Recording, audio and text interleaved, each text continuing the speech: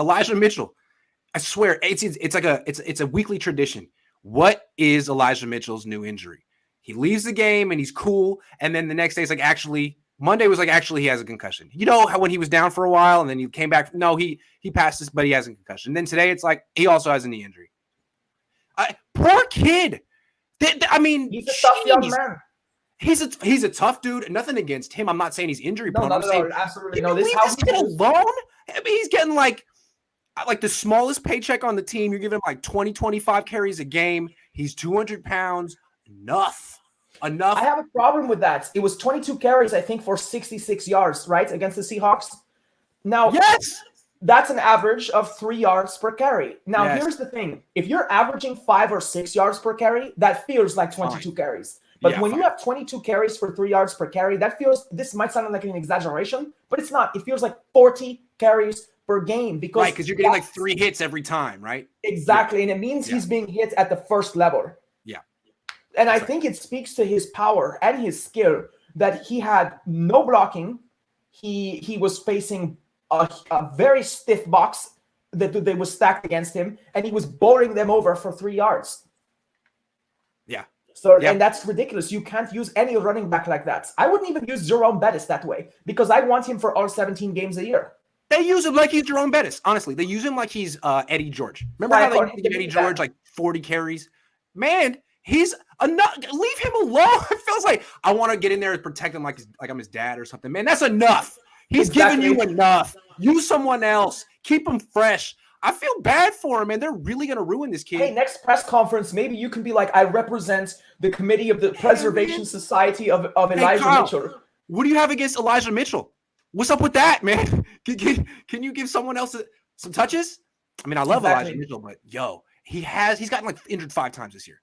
Yeah. You know what I feel like is sometimes Kyle Shanahan gets in these positions where he's like, I need you, the player, to save me this game. And it's been Debo and Elijah. And he just basically he's like, hey, you need to keep doing this because eventually you will get through. And now they're both hurt. And it's not because they're not tough. And I do not want to call like Debo Samuel is going to have to up his regimen. No doubt about that. A groin injury is indicative of a lack of strength and flexibility in that area. But he's still being set up for these injuries. And just the amount of behind the line scrimmage carries that Debo Samuel is getting they're too much. It's too much. Yeah. We'll take a couple questions, then we'll get back to the show. Daniel says, Mike Florio said after Jimmy's performance last week, he should be gone now. If national media follows, will Kyle feel the pressure to bench him for Trey? Here's my answer real quick. He's felt the pressure all year. I think that's why he's digging in so hard. He's a little bit of like, if you tell me to do X, I'll do Y. If you tell me to do this, I won't do this. I kind of feel like the more pressure he gets, the more he digs in. What do you think? Kyle has definitely demonstrated that you're not going to punk him into submission. It can be a great thing as a leader to have resolution, but being stubborn is a conversation that Grant and every other analyst he brings here, and I and every fan we have all talked about. Yeah. It's just this is Kyle. Yeah, he's not gonna bend with the breeze. Definitely not. Imagine if Niners are 8-8 going into Rams. McVay snaps the losing streak and hands the Niners a losing season. It could happen. It really could happen because these next 2 road games are tough. I mean, if Debo doesn't play this game, it's going to be tough. And then Thursday night on the road, halfway across the country, is tough no matter who you're playing. Tennessee's actually a good team. Yes. Kind of like Arizona. No matter who's healthy, they have a standard and they play consistently well, usually.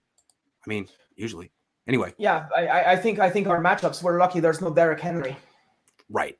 Jimmy can't root from behind. Pass happy went down.